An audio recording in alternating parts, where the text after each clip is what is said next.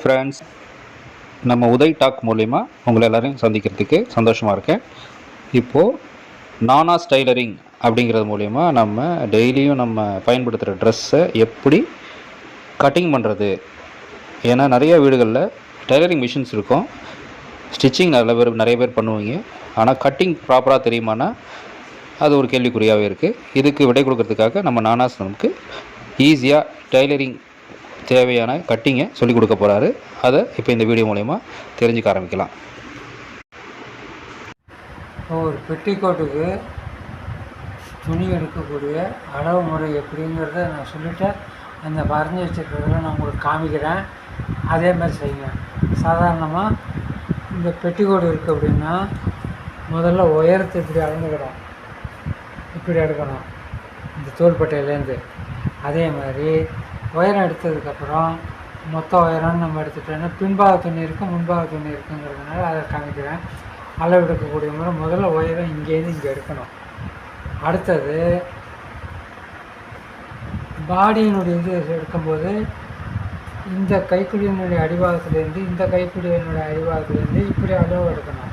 அதனுடைய அளவை எடுத்து நம்ம எழுதி வச்சுக்கணும். இது பாதி எடுக்கணும்னா முழு சுற்றளவுங்கும்போது இப்போ 12 வருது அப்படின்னா 12 24ங்கிற மாதிரி அங்கே எழுதி வச்சுக்கணும், மார்பு சுற்றளவுன்னு சொல்லிட்டு.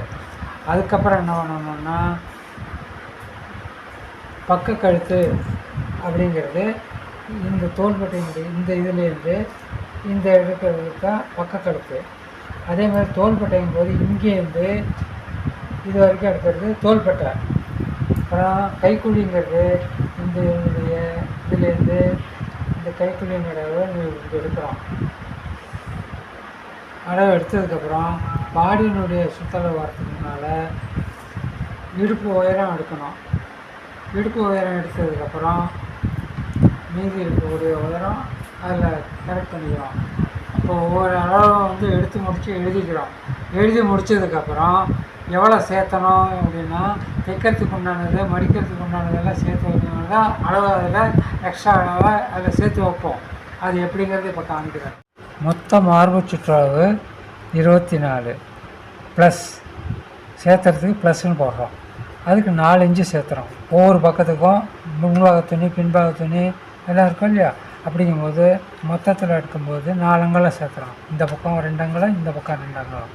அதை 4ல் ஒரு பாகமாக மடிக்கும்போது ஒரு அங்கலமாக கணக்கு காமிப்பேன். அதாவது பாதி 12 + 2 14, மொத்த சுற்றளவு 24 + 4 28, 28ல் பாதி 14, 4ல் ஒரு பாகம் சுற்றளவு 6ல் +1 1 7 அங்கலம். பக்க கழுத்து இங்கேருந்து எடுத்த மாதிரி இந்த இடத்துலேருந்து இங்கே எடுக்கக்கூடிய இதில் 4ங்கும்போது பாதி 2, 2ல் காலங்களும் குறைக்கிறோம். குறைச்சாதான் அது கணக்காக வெட்டி தைக்கும்போது அந்த 2 அங்கலம் வந்துடும். 2 2 4 அங்கலம் கரெக்டாக வரும். அதே மாதிரி 1.25க்கு மார்க் பண்ணிக்கிறோம். அதுக்கப்புறம் தோள்பட்டை 8, இங்கேருந்து இது வரைக்கும் வரக்கூடியது 8ன்னு வருதுன்னு வச்சுங்களேன். அதில் பாதி எவ்வளவு 4ல் ஒரு பாகத்தில் இந்த இடத்துலேருந்து கிடைக்க அர்த்தம்னா 4 + 4 4.25க்கு இங்கே மார்க் பண்ணிக்கிறோம். அதுக்கப்புறம் என்ன பண்ணுறோம் அப்படின்னா 4ல் ஒரு பாகம் சுற்றளவு இருக்கும் இல்லையா? அது இந்த இடத்துல நம்ம மார்க் பண்ணிட்டோம்னாக்கா கைக்குழி இதெல்லாம் எடுக்கணுன்னாக்கா பாடியினுடைய அளவு வரணும்ல. அதனால் இந்த 4ல் ஒரு பாகம் சுற்றளவு 6 + 1க்கு இங்கேருந்து இங்கே மார்க் பண்ணிக்கிறோம். இடுப்பு உயரம் எடுத்துக்கிறோம், 6.5க்கு வச்சுக்கிறோம் அப்படின்னாக்கா இந்த இடத்துல மார்க் பண்ணிக்கிறோம். இங்கேருந்து 7, இங்கேருந்து 7 போட்டு கட்டை போட்டு விட்டோம்னா பாடியினுடைய 4ல் ஒரு பாகம் வந்துடும். வந்ததுக்கப்புறம் என்ன பண்ணுறோம்னாக்கா பக்க கழுத்து தோள்பட்டை எடுத்து மார்க் பண்ணிக்கிட்டோம். அடுத்து இந்த இதுலேருந்து என்ன கைக்குழியினுடைய அளவு 4.5னாக்கா 1/2 இன்ச்சு குறைச்சி 4ஆக மார்க் பண்ணிக்கணும். இந்த இடத்துல இதுக்கு கட்டம் போட்டுக்கணும். கட்டம் போட்டுட்டு சின்ன குழந்தைங்களுக்குன்னு வரும்போது இங்கேருந்து ஒரு அங்கலம் வச்சா போதும் பின் வளைவுக்கு. குடைவு வளைவுக்கு 1/2 இன்ச்சு வச்சா போதும். என்ன அதே பெருசாக வரும்போது இந்த இடம் கொஞ்சம் அளவு கொஞ்சம் மாறும். அதே மாதிரி பக்க கழுத்தில் வரும்போது பின் கழுத்துக்கு 2ங்கும்போது இங்கேருந்து மார்க் பண்ணி கட்டம் போட்டுக்கிட்டு இதுலேருந்து 1/2 இன்ச்சு வச்சு இந்த வளைவு வரைஞ்சிக்கிறோம். அதே மாதிரி முன்கழுத்துக்கு 3 வைக்கிறோன்னா இதுக்கும் அதுக்கும் வச்சு கட்டம் போட்டு அந்த 1.25க்கு அந்த கட்டம் போட்டோம்னாக்கா இதுலேருந்து 1/2 இன்ச்சு வச்சு இந்த வளைவு வரைஞ்சிக்கிறோம். அதுக்கப்புறம் என்ன பண்ணுறோன்னா இடுப்பு கட்டம் போட்டுட்டோம்ல, இந்த இடுப்பு கட்டத்தில் போட்டோன்னா இந்த கைக்குழியிலேருந்து இடுப்பு சாய்வுன்னு சொல்கிறது, அதை வந்து இங்கே போட்டுடுறோம். போட்டு முடித்ததுக்கப்புறம் என்ன பண்ணுறோம், மொத்த அளவுன்னு வரவங்கள துணி மடிக்கிறதுக்கு இப்போ 16 அங்குலம் துணின்னா பின்பாக துணியும் 16 வரும். 16 16 32 போட்டு 4ல் ஒரு பாகமாக மடிக்கிறோங்கும்போது 4ல் ஒரு பாகம் 10. எப்படின்னாக்கா துணி மடிக்கிறதுக்குங்கும்போது என்ன 6 + 4 சேர்த்துனா அகலம் வந்துடும்.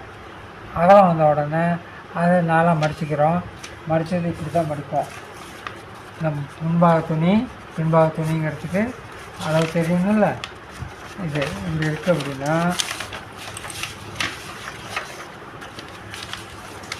இது பின்பாக துணி, இது முன்பாக துணி இப்படி மடிச்சுக்கிறோம். மடிச்சுக்கிட்டு நம்ம வளவெல்லாம் போட்டு வெட்டிக்கிட்டோன்னாக்கா என்ன, இது முதல் மாடல் கிராஸ் மாடலுங்கிறதுனால என்ன பண்ணுறோம் அப்படின்னாக்கா, வெட்டும்போது இந்த 4 துணி இருக்கு இல்லையா, இங்கேருந்து இந்த மூலையிலேருந்து நேராக வெட்டி இந்த சாய்வுக்கு வந்து நேராக வெட்டிட்டோம். அப்புறம் பின்பாகத்தினுடைய வளைவை முதல்ல வெட்டணும். அதுக்கப்புறம் இந்த 2 துணியை மட்டும் எடுத்து குடவோட வெட்டணும். அதே மாதிரி இங்கே வரும்போது 4ஐயும் சேர்த்து பின்பாகத்தை வெட்டிக்கணும். அதுக்கப்புறம் முன்பாக துணி மட்டும் எடுத்து இந்த வளைவை வெட்டினோன்னா முன்பாக துணி வந்துடும். ஓப்பன்னு வரும்போது இங்கே பின்னால் ஒரு 2 அங்குலம் அல்லது 3 அங்குலத்துக்கு நீளமாக வெட்டிக்கிட்டு நம்ம பீஸ் வச்சு தைச்சிக்கிறோம். அப்போ வச்சதுக்கப்புறம் என்ன ஆகுது அப்படின்னா,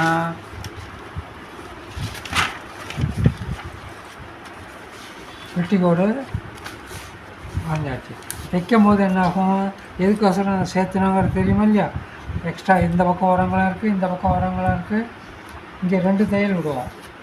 அதுக்கு அரை இன்ச்சுக்கு விட்டோம்னாக்கா அதுக்கு தகுந்த மாதிரி கொஞ்சம் வயசு உடம்பு கொஞ்சம் ஊறிடுச்சு அப்படின்னா ஒரு தையலை பிடிச்சி விட்டுக்கலாம். அதுக்கோசரம் உரங்களாமல் வைக்கிறோம். இல்லைன்னா 10 மொத்த துணியாக இருந்தால் அரை இன்ச்சு வச்சு ஒரு தையல் மட்டும்தான் விடுவாப்புல. அதனால் இப்போ இதுதான் வந்து கிராஸ் மாடல்.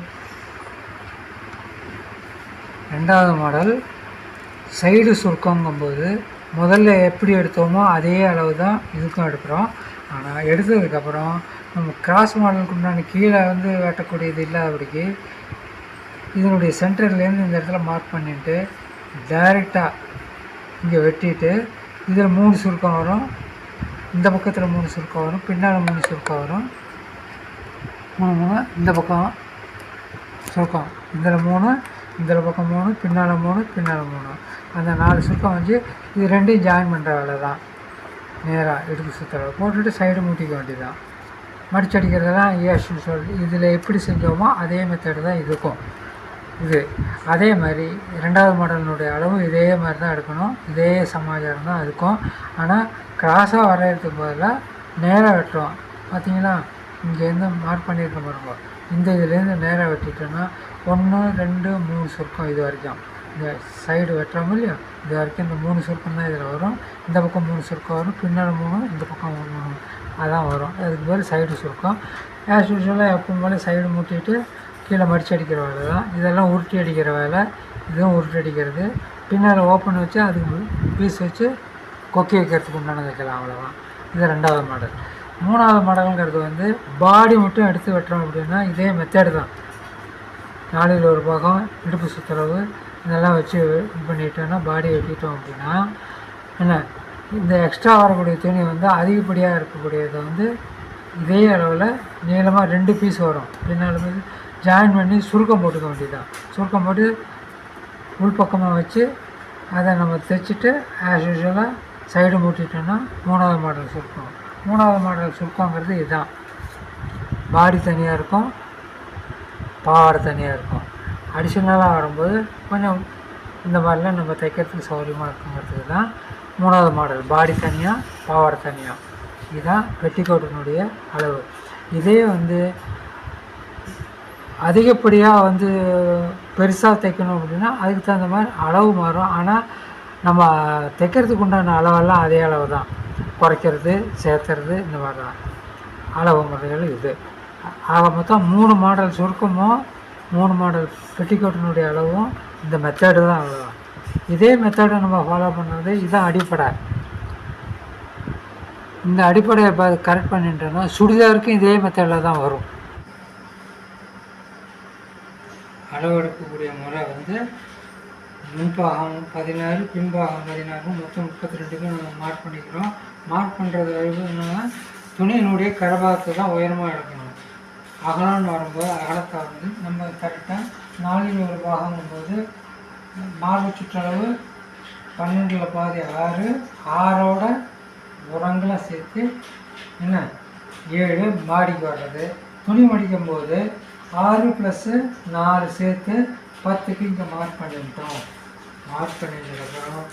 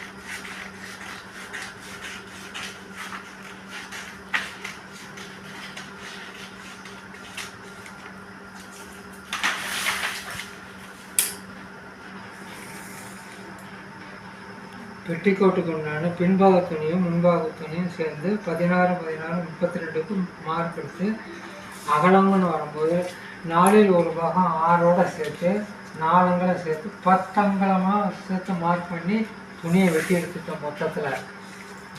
மொத்தத்தில் வெட்டி எடுத்துட்டு 2ஆக மடிச்சுக்கிறோம், முன்பாக துணியும் பின்பாக துணியும். அப்போது இது வந்துட்டா. இப்போ இடுப்பு பாகம் பாவாடை பாகம்னு வரக்கூடியது வரும்போது இடுப்பு உயரங்கிறத வந்து நம்ம 6 இன்ச்சுக்கு மார்க் பண்ணியிருக்கோம்.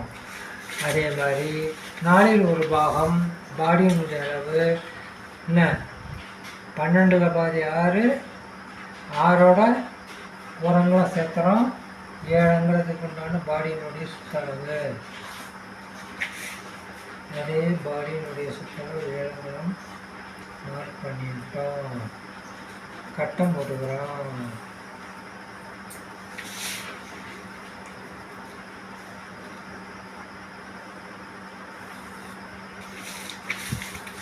இப்போ பெட்டிக்கோட்டினுடைய பாடிக்கு உண்டானது கரெக்ட் பண்ணி வச்சாச்சு. இப்போ பாவாடைன்னு வரும்போது கிராஸ் மாடல்னு வரக்கூடியதில் என்ன பண்ணணும் அப்படின்னா இந்த இடுப்பினுடைய பாகத்துலேருந்து 1/2 இன்ச்சு மார்க் பண்ணிக்கணும். இங்கே 1/2 இன்ச்சு மார்க் பண்ணிட்டு இந்த இடத்துக்கு கோடு போட்டுட்டாக்கா வெற்று பீஸ் வரைக்கும் அர்த்தம். வளவுன்னு வரும்போது இதில் உரங்களாக வைக்கலாம். இந்த வளவை இப்படி வச்சுட்டோம்னாக்கா பாவாடையினுடைய அடிபாகம் கிளியர் ஆகிடுது. இப்போ பக்க கழுத்துன்னு வரும்போது இந்த பாதியில் 4ல் இங்கேருந்து வரும்போது 2 பாகம் துணி இருக்கும் இல்லையா, அப்படிங்கும்போது அதில் பாதி தானே 12ல் பாதி 6 அப்படிங்கும்போது பாதி வரும்ல. இப்போ 4ல் பாதி வந்து 2 காலங்களும் குறைவு பண்ணி 1.25க்கு மார்க் பண்ணிக்கிறோம். அதே மாதிரி இங்கேருந்து இங்கே வரக்கூடிய தோள்பட்டை 8, 8ல் பாதி 4, 4ஓட காலங்களை சேர்த்துக்கிறோம். இங்கே சேர்த்தணும், இங்கே குறைக்கணும். கைக்குழின்னு வரும்போது பாடியினுடைய சைடு பாகத்தில்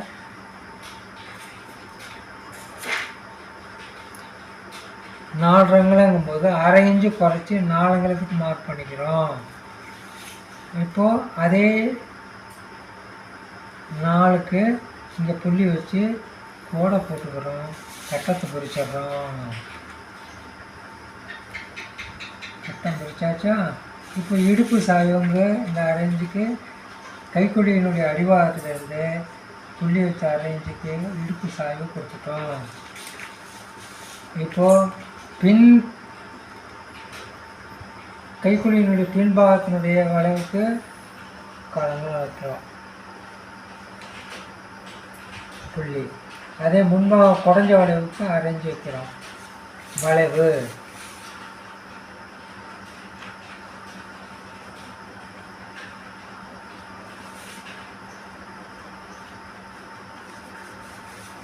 கைக்குழி வந்தாச்சு.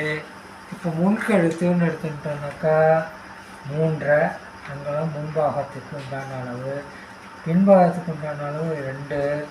அப்போது இங்கே வச்சது 1.25 தானே, அதே 1.25 கட்டம் போட்டுக்கணும்.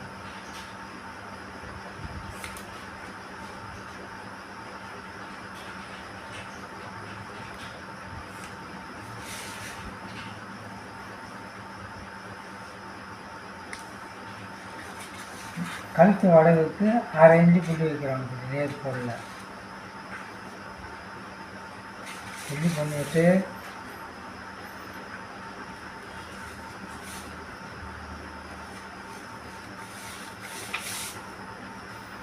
இங்கே அரை, இங்கே அரை, இங்கே 1, இங்கே அரை, பின் வளைவு, முன் குறை வளைவு, இடுப்பு சாய்வு.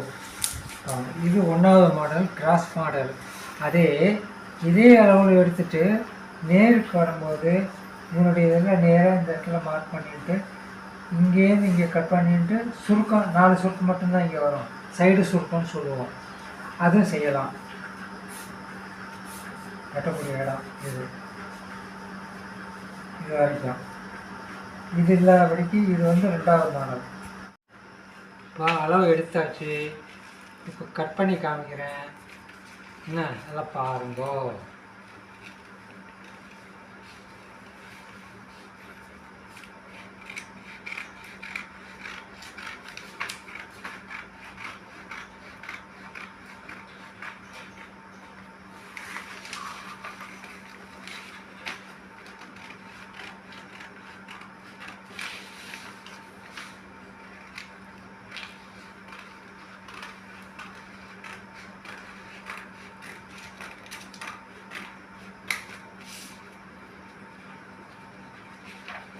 முன்பாகத்தினை மட்டும் எடுத்து வச்சுனாக்கா இது பின்பாகம், இது முன்பாகத்தினுடைய குறைவு வளைவு.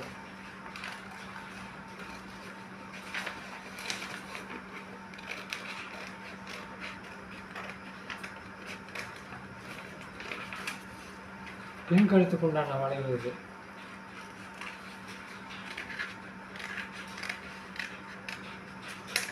ரெண்டையும் சேர்த்து வெட்டும்போது பின்பாகம் கரெக்டாக வந்துடும். இப்போ முன்பாகத்தினுடைய வளைவு இது மட்டும் முன்பாகத்தை மட்டும் எடுத்துட்டு இப்படி வளைய வெட்டுறோம்.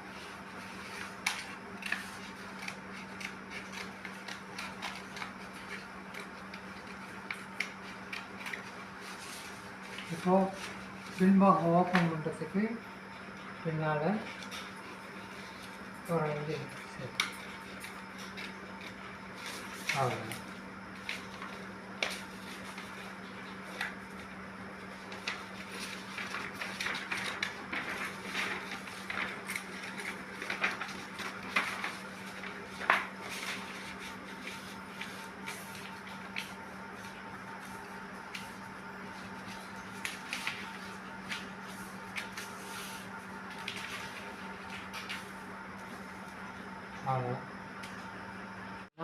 இதெல்லாம் உருட்டி அடிச்சிடலாம். பின்னால் பீஸ் வச்சு கொக்கி வைக்கிறதுக்கு இதுவும் உருட்டி அடிச்சிடுறோம். சைடு சேர்ந்து மூட்டிக்கிறோம். இதையும் உருட்டி அடித்து வச்சிட்டோம்னா பெட்டி பவுடர் ரெடி. ஃப்ரெண்ட்ஸ், இப்போ நீங்கள் நம்ம நானா நல்லா எக்ஸ்பிளைன் பண்ணுறதை பார்த்துருப்பீங்க. இதில் உங்களுக்கு ஏதாவது சந்தேகங்களோ இல்லை வேறு ஏதாவது மாற்று கருத்துக்களோ இருந்ததுன்னா நம்ம சேனலில் இருக்கிற கமெண்ட் பாக்ஸில் கமெண்ட் பண்ணுங்கள். மேலும் இது மாதிரி தொடர்ந்து கட்டிங் சம்மந்தமான வீடியோக்கள் வேணும்னு விருப்பப்படுறவங்க இதை சப்ஸ்கிரைப் பண்ணிக்கோங்க. சப்ஸ்கிரைப் பண்ணி உங்கள் ஃப்ரெண்ட்ஸுங்களுக்கும் ஷேர் பண்ணி விடுங்க. அடுத்த வீடியோவில் இதே மாதிரி நம்ம சந்திப்போம். தேங்க்யூ.